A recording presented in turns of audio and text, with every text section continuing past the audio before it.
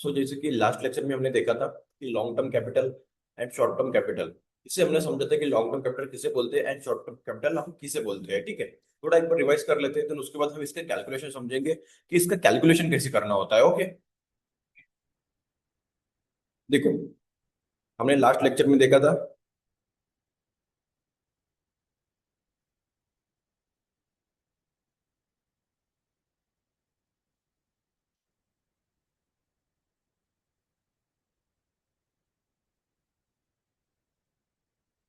Okay, हमने last lecture में देखा था लॉन्ग टर्म कैपिटल क्या होता है, शॉर्ट टर्म कैपिटल क्या होता है। ठीक है, तो लॉन्ग टर्म कैपिटल किसे बोलते हैं हम, इसके अलग अलग टाइप्स होते हैं। ठीक है, मतलब अलग अलग एसेट्स के अलग अलग पीरियड है। ठीक है, ये हमने समझा था।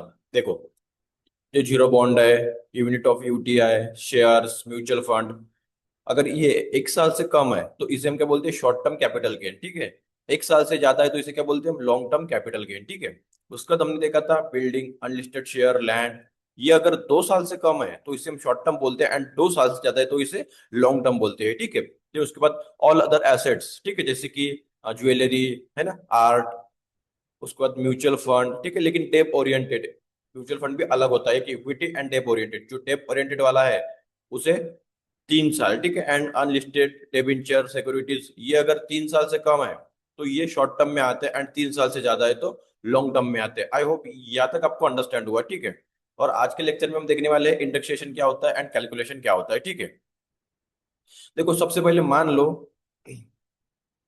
सबसे पहले हम देखते हैं short term capital gain.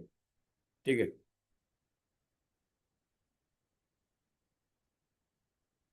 Okay, सबसे पहले देखते हैं short term capital gain. Okay,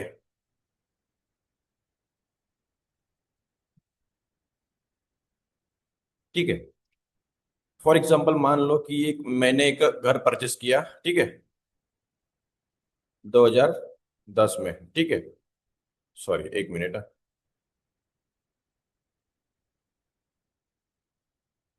हम देख रहे हैं, हम देख रहे हैं शॉर्ट टर्म कैपिटल गेन। ठीक है, मान लो मैंने का 1 अप्रैल, अरे क्या हो रहा है यार।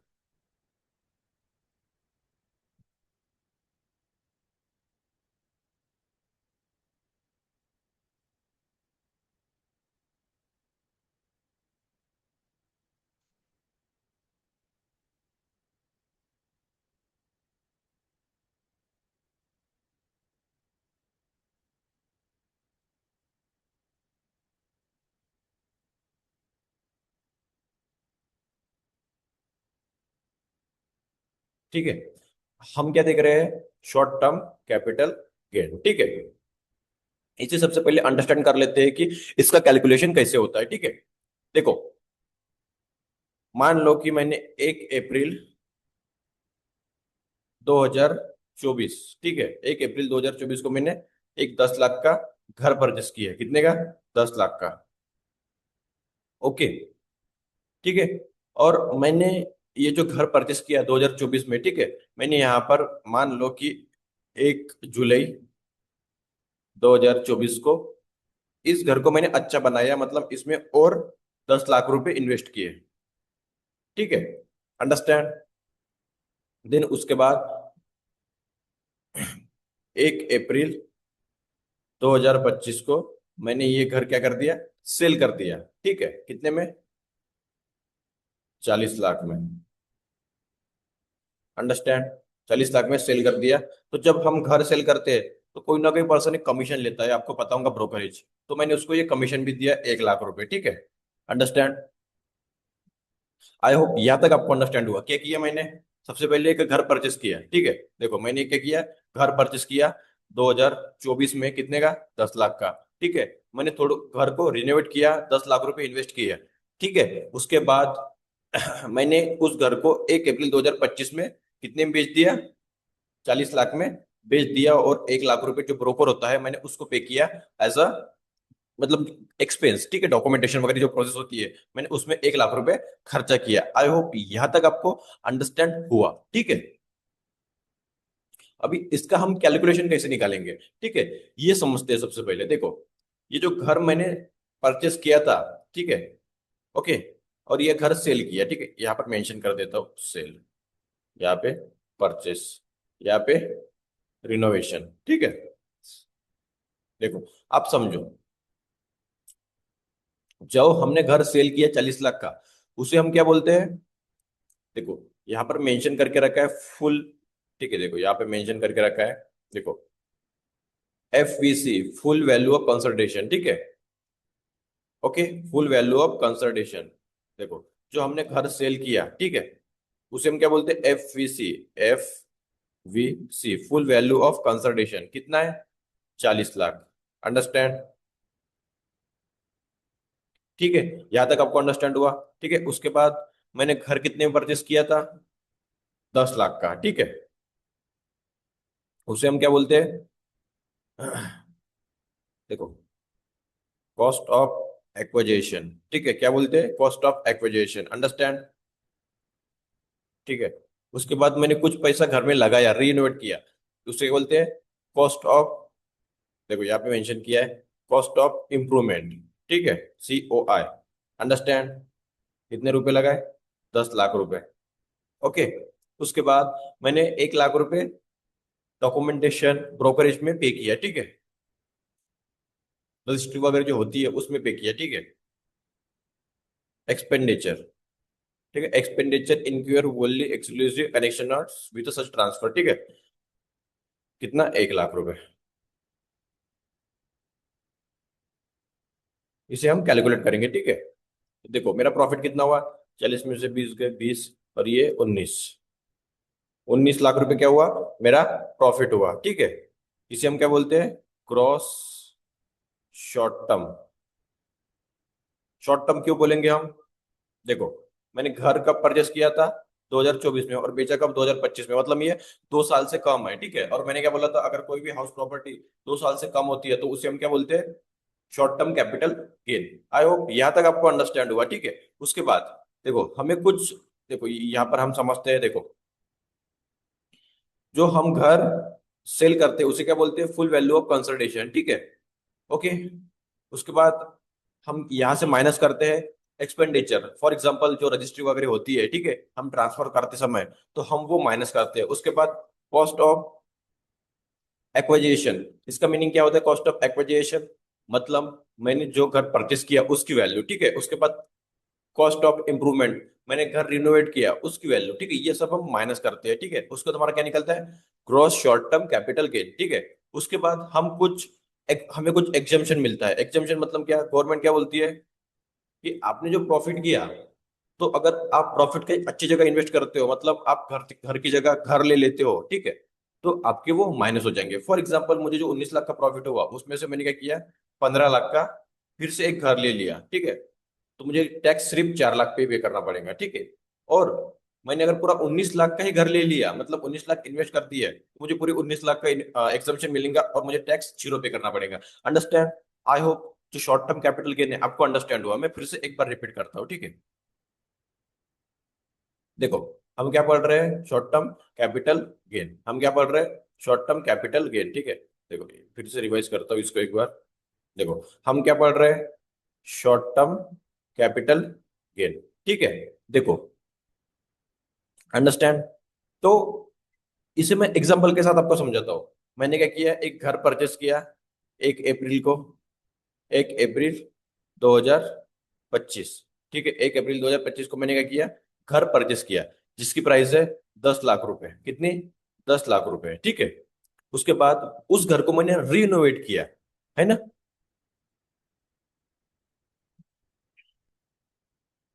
ठीक है। और उसमें मैंने 15 लाख रुपए लगा लिए, ठीक है। मतलब मेरा फर्स्ट फ्लोर था, सॉरी, ग्राउंड ग्राउंड फ्लोर था। मैंने फर्स्ट फ्लोर और सेकंड फ्लोर ऊपर और बना दिया, ठीक है। इसके लिए मैंने पैसा इन्वेस्ट किया, ठीक है।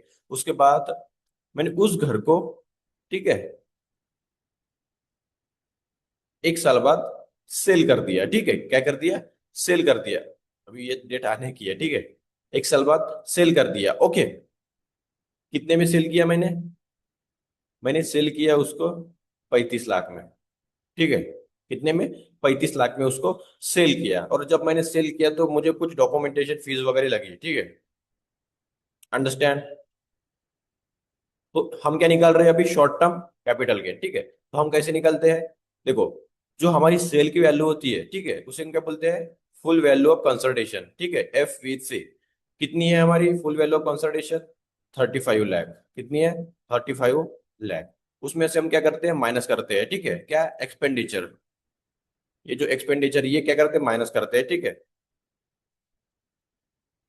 ठीक है, अंडरस्टैंड। उसके बाद कॉस्ट ऑफ एक्विजिशन, मतलब जिस प्राइस में मैंने परचेस किया वो हम माइनस करेंगे। कितने परचेस किया था? 10 लाख। ठीक है, उसके बाद कॉस्ट ऑफ इम्प्रूवमेंट, ठीक है, मैंने मतलब घर जो रिनोवेट किया, रिनोवेट करने में जो पैसा लगाया वो माइनस करेंगे, ठीक है, अंडरस्टैंड। अभी 35 लाख में से ये 10, 25 और ये 15, कितना बचता है प्रॉफिट? 10 लाख, और ये 1 लाख, मतलब 9 लाख, ठीक है। प्रॉफिट कितना है मेरा? 9 लाख। इसे हम क्या बोलते हैं? ग्रॉस शॉर्ट टर्म, ठीक है, कैपिटल गेन प्रॉफिट, ठीक है, अंडरस्टैंड। उसके बाद अगर ये पैसा मैंने कहीं अच्छी जगह इन्वेस्ट किया, मतलब मुझे एक assumption मिलता है, ठीक है। देखो, सेक्शन 54B, 54D, अगर मैंने पैसे कहीं अच्छी जगह इन्वेस्ट किया तो मुझे क्या मिलेगा? Zero tax. अगर नहीं किया तो मुझे पूरा टैक्स पे करना पड़ेगा, अंडरस्टैंड। आई होप यहां तक आपको short term capital gain understand हुआ, ठीक है।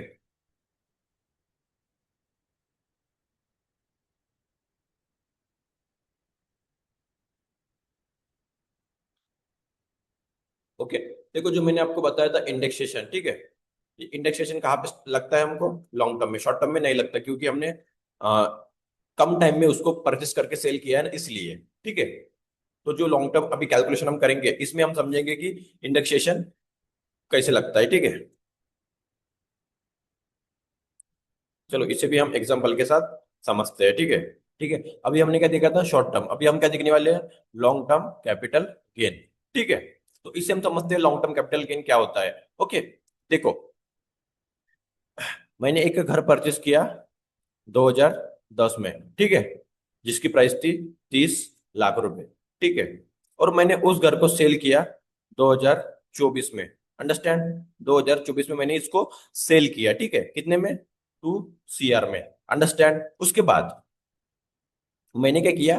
घर को री एनोवेट किया 2015 में, और मैंने यहाँ पे 20 लाख रुपए लगाए। कितने लगाए? 20 लाख रुपए, अंडरस्टैंड। आई होप यहाँ तक आपको अंडरस्टैंड हुआ। मैंने क्या किया? एक घर परचेस किया 2010 में, 2015 में उसको 20 लाख रुपए लगाए, और 2024 में मैंने उसको 2 करोड़ में सेल कर दिया, अंडरस्टैंड, ठीक है। और जब मैंने घर परचेस किया था तब मैंने डॉक्यूमेंटेशन के लिए 1 लाख रुपए खर्चा किया था, और जब मैंने घर सेल किया तब मैंने डॉक्यूमेंटेशन के लिए 5 लाख रुपए खर्चा किया, ठीक है, अंडरस्टैंड। आई होप यहाँ तक आपको अंडरस्टैंड हुआ, ठीक है।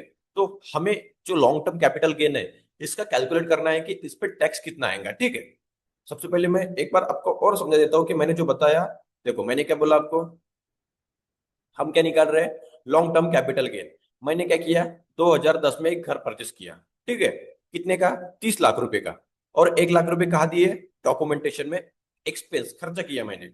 उसके बाद 2015 में मैंने क्या किया? उस घर में 20 लाख रुपए इन्वेस्ट किए, मतलब उस घर को री इनोवेट किया। मतलब मेरा घर ग्राउंड फ्लोर पे था, उसको मैंने एक ऊपर चढ़ाया, उसके ऊपर एक चढ़ाया, ठीक है।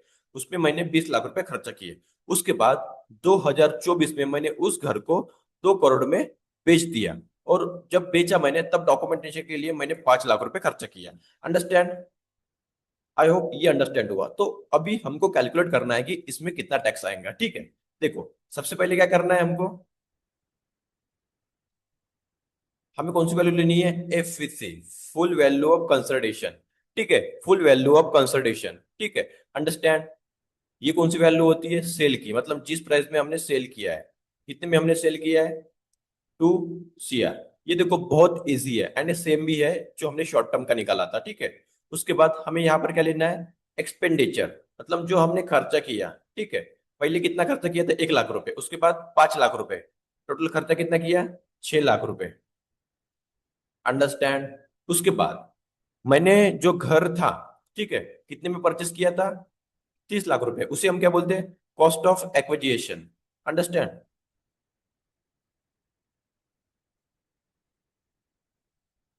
ठीक है। उसके बाद मैंने जो घर परचेस किया था उसे हम क्या बोलते हैं? Cost of acquisition. उसके बाद मैंने घर को री इनोवेट किया तो उसे हम क्या बोलते हैं? Cost of innovation. कितने पैसे लगाए? 20 लाख रुपए, ठीक है। अंडरस्टैंड। मैंने कितने में घर पर खर्च परचेस किया था? 2 लाख में। 6 लाख रुपए मैंने डॉक्यूमेंटेशन में खर्चा किया। 30 लाख में परचेस, सॉरी, 2 करोड़ में मैंने सेल किया था। 30 लाख में मैंने उसको परचेस किया था। 6 लाख रुपए मैंने डॉक्यूमेंटेशन के लिए खर्चा किया और 20 लाख रुपए मैंने रिनोवेशन में लगाए थे, ठीक है। लेकिन देखो, जो घर मैंने 2010 में परचेस किया था 30 लाख रुपए में, तो 2024 में उसकी प्राइस सेम रहेंगी क्या? नहीं, क्योंकि हर साल महंगाई बढ़ती है, हर साल इन्फ्लेशन बढ़ता है, हर साल लोगों की सैलरी बढ़ती है, बरोबर है। तो उस हिसाब से जो 2010 में घर परचेस किया था तो उसकी वैल्यू भी बढ़ेंगी, ऑब्वियसली बात है, ठीक है। तो 2024 में उसकी वैल्यू क्या रहेंगी, यही हमें निकालना है। उसी को हम क्या बोलते हैं? इंडेक्सेशन वैल्यू, ठीक है। तो हम कहाँ से निकालते हैं? इंडेक्सेशन वैल्यू से वो वैल्यू निकालते हैं, ठीक है। ये है cost of inflation, CII index, ठीक है। ये क्या है? CII index, understand. तो यहां से हम निकालने वाले हैं वैल्यू, ठीक है। ओके, देखो,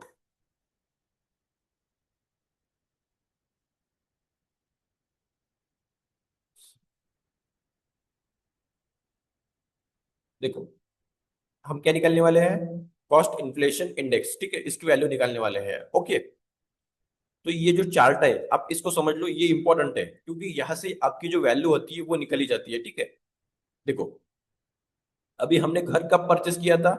फाइनेंशियल ईयर 2010-11 में, तब उसकी जो वैल्यू है CII तब क्या थी?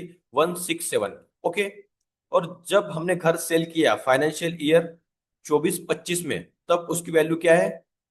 363, ओके। तो अभी हमें कैलकुलेट करना है, ठीक है। देखो, सबसे पहले समझो कि हमने घर कितने में परचेस किया था? 30 लाख रुपए, ये हमको लेना है, अंडरस्टैंड।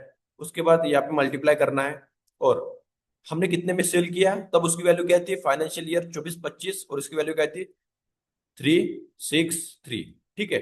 इसको मल्टीप्लाई करना है। उसके बाद हमने कब परचेस किया था? 2010-11 में, तब उसकी वैल्यू क्या थी? 167। अभी हमको कैलकुलेट करना है, ठीक है।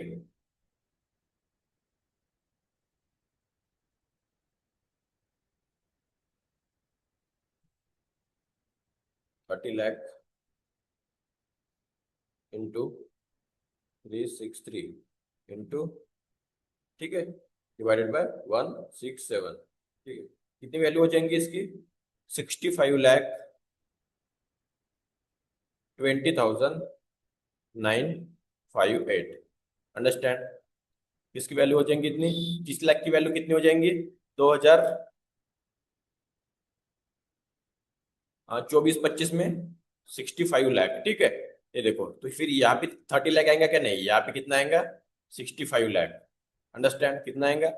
65,20,000, ठीक है। 65,20,960 ले लेता हूँ मैं डायरेक्ट, ठीक है, राउंड फिगर, ओके, अंडरस्टैंड। जो वैल्यू है कॉस्ट ऑफ एक्विजिशन, कितनी आएंगी? 65,20,960। क्यों?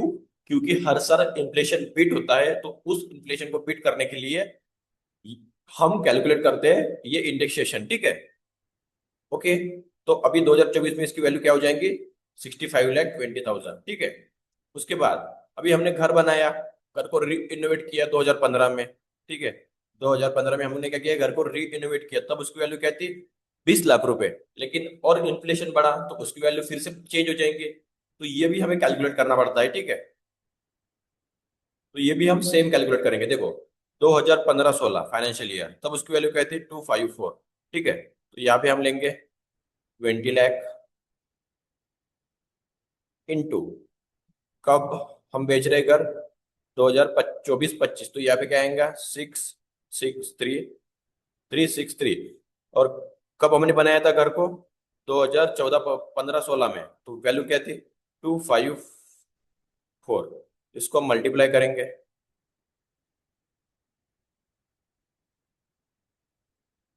20 लाख इंटू 636 डिवाइडेड बाय 254, तो इसकी वैल्यू क्या हो जाएंगी? 28,58,000 26, अरे अब आ रहा है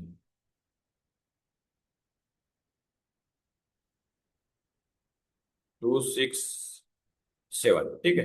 ये वैल्यू हो जाएंगी इसकी 2024 की। अंडरस्टैंड? 28,58,000। तो ये जो है, ठीक है, 20 लाख। ये 20 लाख रहेंगे क्या? नहीं, ये क्या हो जाएंगे? 28 लाख, ठीक है। 28,58,000 क्या था? 267, ठीक है। तो हम डायरेक्टली राउंड फिगर कर लेते हैं, 267 है ना, 270, ठीक है। अंडरस्टैंड? आई होप यहां तक आपको अंडरस्टैंड हुआ। अब हम कैलकुलेट करेंगे कि जो वैल्यू है लॉन्ग टर्म कैपिटल गेन की, वो कितनी आती है, ठीक है। ओके, देखो कितना है, 2 करोड़ माइनस 6 लाख माइनस 65,20,000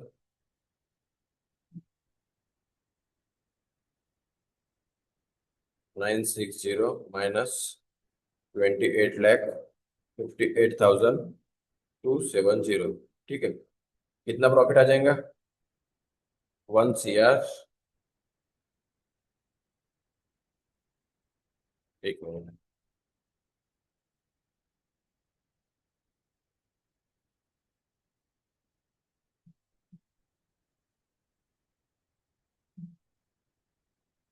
ठीक है, ये क्या हो जाएगा? Gross profit of long term capital gain, ठीक है। Gross profit long term capital gain, ठीक है। अंडरस्टैंड? कितना आ जाएगा? 1,20,000, ठीक है। ये क्या हो जाएगा इसका? ग्रॉस प्रॉफिट लॉन्ग टर्म का, ठीक है। अगर हम ये जो वैल्यू है कॉस्ट ऑफ एक्विजिशन, ये इंडेक्सेशन, इससे नहीं निकलते, तो हमारा जो ग्रॉस प्रॉफिट है वो कितना आता, वो भी एक बार हम समझ लेते हैं, ठीक है। देखो, हमारी क्या थी? FVC, fair value consultation. कितने में हमने घर को बेचा था? 2 करोड़, ठीक है। 2 करोड़, ठीक है। उसके बाद एक्सपेंडिचर कितना हुआ था हमारा, दोनों पकड़ के? 6 लाख, ठीक है। उसके बाद हमने कितने में परचेस किया था, जो कॉस्ट ऑफ एक्विजिशन बोलते हैं हम, ठीक है, 30 लाख। अंडरस्टैंड? उसके बाद हमने घर को कितना पैसा लगाया था इंप्रूवमेंट के लिए? 20 लाख, ठीक है। तो मैं डायरेक्ट अगर इस वैल्यू पे कैलकुलेट करता हूँ मेरा प्रॉफिट, तो कितना आता है? देखो, देखो, 2 करोड़ में से 50 लाख गए, और ये 6 लाख, कितना आता है? 1,44,00,000, ठीक है। सॉरी, 1 लाख हो गया।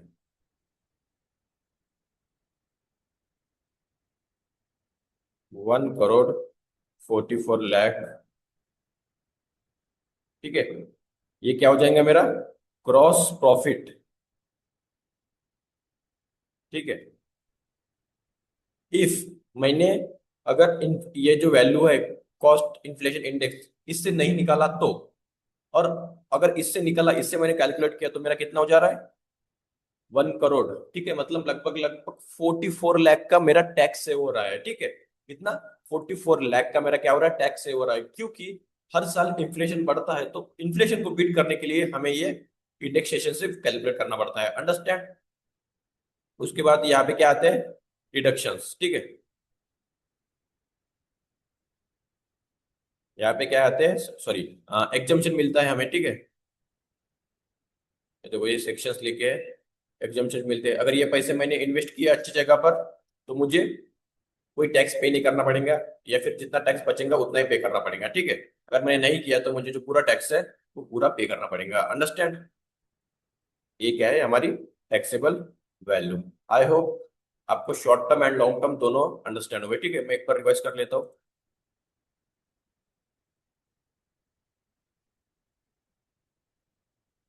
ठीक है। सबसे पहले थोड़ा हम ये समझ लेते हैं, ठीक है। देखो, जो लॉन्ग, ये दोनों भी समझ लेते हैं, ठीक है। देखो, हमने ये समझा था, ठीक है, शॉर्ट टर्म कैपिटल गेन जिसे हम सेल करते हैं उसे क्या बोलते हैं? फुल वैल्यू ऑफ कंसोलिडेशन, ठीक है। उसके बाद हम यहाँ से क्या करते हैं? माइनस करते हैं एक्सपेंडिचर, ठीक है, जो हमने पैसा लगाया डॉक्यूमेंटेशन में। उसके बाद जिसमें हमने परचेस किया कॉस्ट ऑफ एक्विजिशन, वो माइनस करते हैं। उसके बाद कॉस्ट ऑफ इंप्रूवमेंट माइनस करते हैं, घर को री इनोवेट किया वो। उसके बाद हमारा क्या निकलता है, ग्रॉस प्रॉफिट, ठीक है, शॉर्ट टर्म के लिए। उसके बाद यहाँ से हम एग्जाम्पशन माइनस करते हैं, ठीक है, उसके बाद हमारा क्या निकलता है, टैक्सेबल वैल्यू। और हमें शॉर्ट टर्म में कोई भी इंडेक्सेशन नहीं मिलता, ये बात को आप ध्यान में रखना, ठीक है। उसके बाद हमने क्या देखा था, long term capital gain, understand. तो फुल वैल्यू ऑफ कंसिडरेशन हम किसे बोलते हैं, जिस प्राइस में हमने सेल किया है, ठीक है, उसके बाद हम ये माइनस करते हैं, ठीक है, एक्सपेंडिचर, मैंने कुछ डॉक्यूमेंटेशन में पैसा खर्च किया होगा वो माइनस करते हैं। उसके बाद जिस प्राइस में मैंने परचेस किया वो माइनस करते हैं। उसके बाद कॉस्ट ऑफ इंप्रूवमेंट, मैंने घर बनाने के लिए जो पैसा लगाया, ठीक है, वो माइनस करते हैं, ठीक है। उसके बाद हमारा क्या निकलता है, gross long term capital gain, ठीक है। और उसके बाद हमें एग्जम्पशन मिलता है, उसके बाद हमारा क्या निकलता है, टैक्सेबल वैल्यू। इसमें हमें क्या मिलता है, इंडेक्सेशन, ठीक है, इंडेक्सेशन बेनिफिट मिलता है इसमें, ठीक है। Okay, I hope indexation benefit आपको अंडरस्टैंड हुआ, ठीक है। कैसे कैलकुलेट करते हैं हम, वो भी एक बार समझ लेते हैं। देखो, इंडेक्सेशन कॉस्ट ऑफ एक्विजिशन कैसे कैलकुलेट करते हैं, सबसे पहले हमें क्या लेना है, जो हमारी वैल्यू है, ठीक है, हमारी वैल्यू क्या थी, 30 लाख रुपए, ठीक है, ये हमने लिया, बरोबर है। उसके बाद हम क्या लेते हैं, CII of the year of transfer, मतलब जिस साल मैंने घर बेचा, ठीक है, उस साल की वैल्यू, ठीक है, ये हमने ली थी। उसके बाद ये क्या बोल रहा है, CII एक्विजिशन, ठीक है, मतलब जिस साल मैंने घर को परचेस किया था उस साल की वैल्यू, ठीक है। सबसे पहले क्या लेते हैं, कॉस्ट ऑफ एक्विजिशन, उसके बाद जिस साल मैंने घर को ट्रांसफर किया, बेचा, उस साल की वैल्यू, जिस साल मैंने घर को परचेस किया उस साल की वैल्यू डिवाइडेड में, ठीक है। इसे हम कैलकुलेट करते हैं तो हमारी क्या वैल्यू निकलती है, इंडेक्स कॉस्ट एक्विजिशन, ठीक है, अंडरस्टैंड। और उसके बाद ये सेम है, ठीक है, कॉस्ट ऑफ इंप्रूवमेंट सेम है, ठीक है, सेम लेना है आपको, जितने में आपने जितना घर बनाने के लिए अपने पैसा लगाया वो लेना है आपको। उसके बाद जब आपने बेचा उसकी वैल्यू लेनी है उस साल की, और जिस साल में आपने घर बनाया था उस साल की आपको वैल्यू लेना है, तो आपको क्या निकलेगा, कॉस्ट ऑफ इंप्रूवमेंट, अंडरस्टैंड।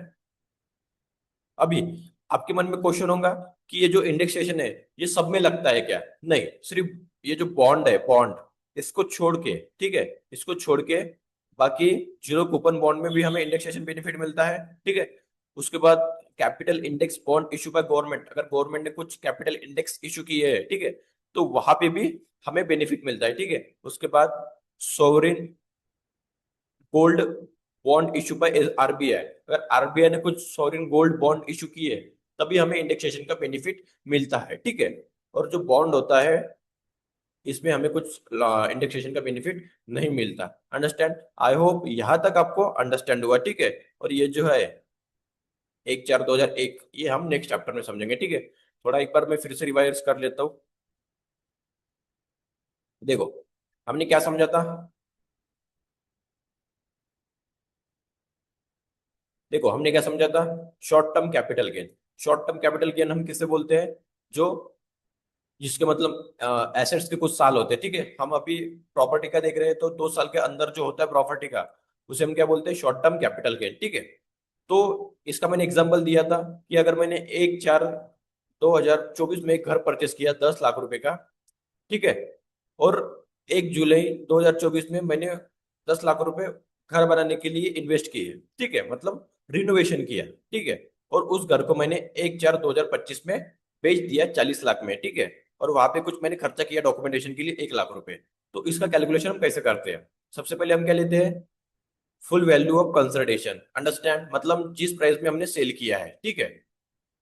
उसके बाद कॉस्ट ऑफ एक्विजिशन, मतलब जिस प्राइस में हमने परचेस किया है, ठीक है। उसके बाद कॉस्ट ऑफ इनोवेशन, मतलब जितना पैसा मैंने घर बनाने के लिए लगाया, ठीक है। उसके बाद एक्सपेंसेस, मतलब डॉक्यूमेंटेशन जो भी एक्सपेंस लगे वो माइनस करते हैं, ठीक है। ये सब माइनस करने के बाद हमारा क्या आता है, gross profit of short term, ठीक है, कितना आया, 19 लाख रुपए, ठीक है। उसके बाद हम क्या करते हैं, एग्जम्पशन माइनस करते हैं, ठीक है। और ये एग्जम्पशन में क्या होता है कि अगर गवर्नमेंट क्या बोलती है, आप अपना टैक्स सेव कर सकते हो अगर आपने किसी अच्छी जगह पर पैसा इन्वेस्ट किया, ठीक है। अगर मैंने किसी अच्छी जगह पैसा इन्वेस्ट किया, जितना पैसा इन्वेस्ट किया वो माइनस करके जो आएगा हमारा क्या आता है, टैक्सेबल वैल्यू, अंडरस्टैंड। उसके बाद हम क्या है देख रहे थे, long term capital gain, sorry, हम क्या देख रहे थे, लॉन्ग टर्म कैपिटल गेन, ठीक है। तो इसका भी मैंने आपको एग्जांपल दिया था, ठीक है, कि अगर मैंने 2010 में एक घर परचेस किया, ठीक है, जिसकी प्राइस थी कितनी, 30 लाख रुपए, ठीक है। और डॉक्यूमेंटेशन के लिए मैंने 1 लाख रुपए खर्चा किया। उसके बाद मैंने 2024 में उस घर को क्या किया, सेल कर दिया। क्या कर दिया, सेल कर दिया, ठीक है। कितने में, 2 CR में। और मैंने डॉक्यूमेंटेशन के लिए 5 लाख रुपए लगाए। कितने, डॉक्यूमेंटेशन के लिए 5 लाख रुपए, ठीक है। और उस घर को मैंने 2015 में 20 लाख रुपए लगाए थे, मतलब और रिनोवेट किया था, ठीक है। क्या किया था, रिनोवेट किया था। अंडरस्टैंड। तो इसका कैलकुलेशन कैसे होगा, ठीक है। देखो, FVC किसे बोलते हैं हम, FVC full value of consideration, जिसे हम सेल करते हैं। कितने में सेल किया था, 2 CR में। अंडरस्टैंड। उसके बाद हम क्या करते हैं, जो एक्सपेंडिचर होता है उसे हम माइनस करते हैं, ठीक है। क्या करते हैं, माइनस करते हैं। तो हमें कितना एक्सपेंस लगा था, जब सेल किया तब 5 लाख का, और जब परचेस किया तब 1 लाख का, मतलब टोटल 6 लाख का हमने खर्चा किया था, ठीक है। उसके बाद कॉस्ट ऑफ एक्विजिशन, मतलब जब हम परचेस करते हैं तो हम कॉस्ट ऑफ एक्विजिशन लेते हैं। लेकिन यहाँ पे लॉन्ग टर्म है, मतलब हमारी जो 2010 में प्राइस थी, तो 2024 में सेम रहेंगी क्या, नहीं, उसकी प्राइस चेंज हो गई होंगी, क्योंकि हर साल इन्फ्लेशन बढ़ता है। तो ये हमें निकालना पड़ता है इंडेक्सेशन से। तो ये हमने समझा था कि कैसे निकालना होता है, ठीक है। देखो, 2010 में क्या किया था, मैंने घर परचेस किया था, तब उसकी वैल्यू क्या थी, 167, ठीक है। और 2024 मैंने उसको बेचा, तब उसकी वैल्यू क्या थी, 363, ठीक है। तो ये कैलकुलेट कैसे करते हैं, सबसे पहले हम क्या लेते हैं, जो वैल्यू है हमने परचेस किया वो वैल्यू लेते हैं, 30 लाख रुपए। उसके बाद जिस साल हमने सेल किया, ठीक है, वो साल का वैल्यू लेते हैं 633, और उसको डिवाइड करते हैं जिस साल हमने परचेस किया था, ठीक है। तो हमारा क्या निकलता है, कॉस्ट ऑफ एक्विजिशन। अंडरस्टैंड। क्या निकलता है हमारा, कॉस्ट ऑफ एक्विजिशन, ठीक है। ये हमने देखा था। उसके बाद कॉस्ट ऑफ इम्प्रूवमेंट, ठीक है। ये कैसे निकालते हैं, सेम। देखो, जिस साल मैंने घर बनाया 2015 में, तब उसकी वैल्यू क्या थी, 253, 254, ठीक है।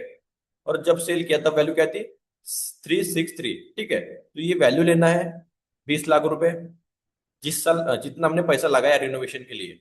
और जिस साल हमने बेचा, उस साल की वैल्यू लेना है 363।